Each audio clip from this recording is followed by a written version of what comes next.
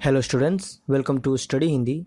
आज हम कक्षा 8 की मधुप हिंदी पाठमाला से पाठ 1 को पढ़ने जा रहे हैं। यह एक कविता है और कविता का शीर्षक है भविष्यत, जिसके कवि हैं मैथिली शरण गुप्त। मैथिली शरण गुप्त का जन्म 1886 में झांसी के पास चीरगांव नामक स्थान पर हुआ। वे भारत के पहले राष्ट्रकवि के रूप में विख्यात हैं। इन्हें संस्कृत, बांग्ला, मराठी और अंग्रेजी भाषाओं का ज्ञान था। गुप्त जी की प्रमुख कृतियां साकेत, यशोधरा, जयद्रथ वध आदि हैं। इनका स्वर्गवास 1964 में हुआ था। तो चलिए अब हम कविता को समझते हैं।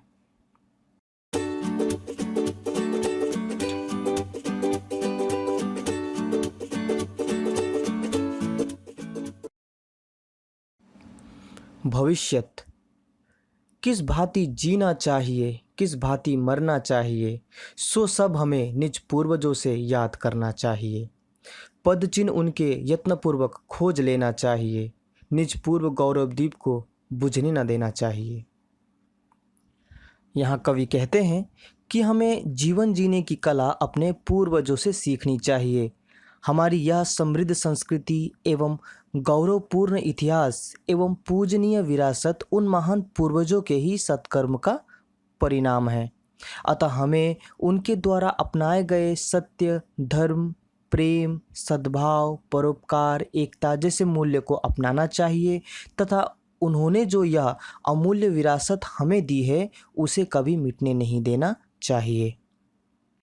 यहाँ किस भांति का अर्थ है किस तरीके से, पूर्वजों का अर्थ है पर बाबा या हमारे पुरखे, पद चिन्ह का अर्थ है पैरों की छाप, यत्नपूर्वक का अर्थ है कोशिश करते हुए, और निज पूर्व गौरवदीप को हमारी समृद्ध संस्कृति और विरासत के रूप में लिया गया है। आगे है, आओ मिले सब देश बांधव हार बनकर देश के, साधक बने सब प्रेम से सुख शांतिमय उद्देश्य के। क्या सांप्रदायिक भेद से है ऐक्य मिट सकता अहो, बनती नहीं क्या एक माला विविध सुमनों की कहो। कवि कहते हैं हम सभी देशवासियों को एकता के साथ रहना चाहिए तथा प्रेम एवं सद्भाव के साथ सुख तथा शांतिमय जीवन व्यतीत करना चाहिए। हमारे देश में कई सारे धर्म, जाति, भाषा, भाषी, रंग रूप के लोग रहते हैं, लेकिन क्या ये हमारी एकता को भंग कर सकती है? नहीं, बिल्कुल नहीं।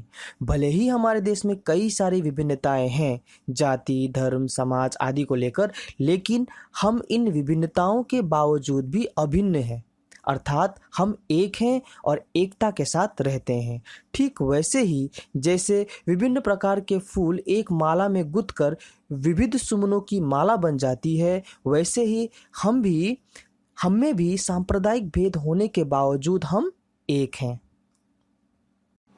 आगे है, प्राचीन हो कि नवीन छोड़ो, रूढ़ियां जो हो बुरी, बनकर विवेकी तुम दिखाओ हंस जैसी चातुरी।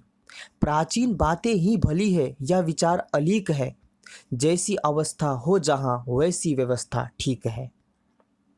यहाँ रूढ़ियों का अर्थ होता है पुरानी प्रथाएं या कुरीतियाँ, अर्थात वे पुरानी मान्यताएं जो हमारे तथा हमारे समाज के विकास में बाधा उत्पन्न करती है। तो कवि कहते हैं रूढ़ियाँ चाहे नवीन हो अर्थात नया हो या पुराना, हमें इनको त्याग देना चाहिए, छोड़ देना चाहिए, क्योंकि ये हमारे विकास में बाधा उत्पन्न करती है। हमें एक समझदार एवं अक्लमंद इंसान की तरह अपने जीवन के निर्णय लेने चाहिए। जिस तरह हंस पानी और दूध को पहचान कर उन्हें अलग करने का विवेक रखता है, उसी प्रकार हमें भी हंस जैसी चतुरता दिखाते हुए सही एवं गलत की परख करनी चाहिए। पुरानी मान्यताएं ही हमेशा सही होंगी, यह विचार झूठ है। अलीक का अर्थ होता है झूठ, तो पुरानी मान्यताएं ही हमेशा सही होंगी यह झूठ है।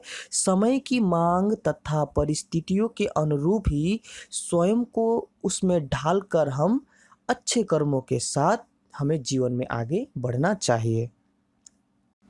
आगे है, मुख से ना होकर चित्त से देश अनुरागी हो सदा, है सब स्वदेशी बंधु उनके दुख भागी हो सदा। देकर उन्हें सहाय भरसक सब विपत्ति व्यथा हरो, निज दुख से ही दूसरों के दुख को अनुभव करो। कवि कहते हैं, देश की व्यवस्था के प्रति केवल निंदा और आलोचना ना करके हमें अपने देशवासियों के दुख सुख को समझना चाहिए, उनके दुख का भागी बनना चाहिए, उनकी सहायता करनी चाहिए, उनके विपत्तियों तथा समस्याओं का समाधान करना चाहिए। जब हम दूसरों के दुख को अपना दुख समझकर उसे अनुभव कर सकेंगे, उनके दुख का भागी बन सकेंगे, तभी हम एक सच्चे देशभक्त कहला सकेंगे या फिर कहलाएंगे। तो सम्यक रूप में देखें तो इस कविता में कवि ने हमें हमारे पूर्वजों के पद चिन्ह ढूंढकर उस पर चलने का संदेश दिया है।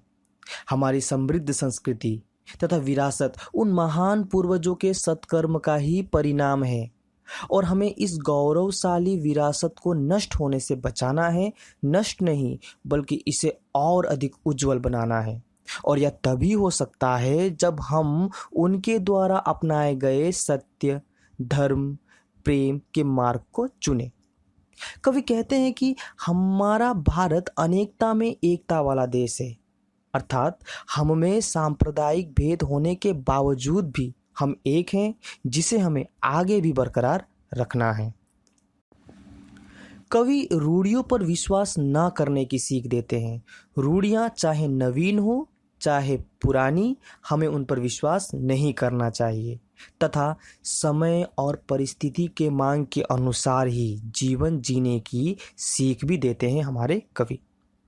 साथ ही वे चाहते हैं कि हम अपने देश को प्रेम करें, व्यवस्था की निंदा करने के बजाय देशवासियों के दुख दर्द को समझे, उनके दुख भागी बने तथा उनकी समस्त चिंता तथा व्यथा को हरने की कोशिश करें। तभी हम एक सच्चे देशभक्त कहलाएंगे। तो बच्चों, यह थी भविष्यत कविता। उम्मीद है कि आपको यह कविता समझ में आ गई होगी, लेकिन फिर भी अगर कहीं समस्या है तो आप उसे मुझे कमेंट सेक्शन में लिखकर पूछ सकते हैं। और मिलते हैं अपने अगले वीडियो में। तब तक के लिए थैंक यू फॉर वॉचिंग।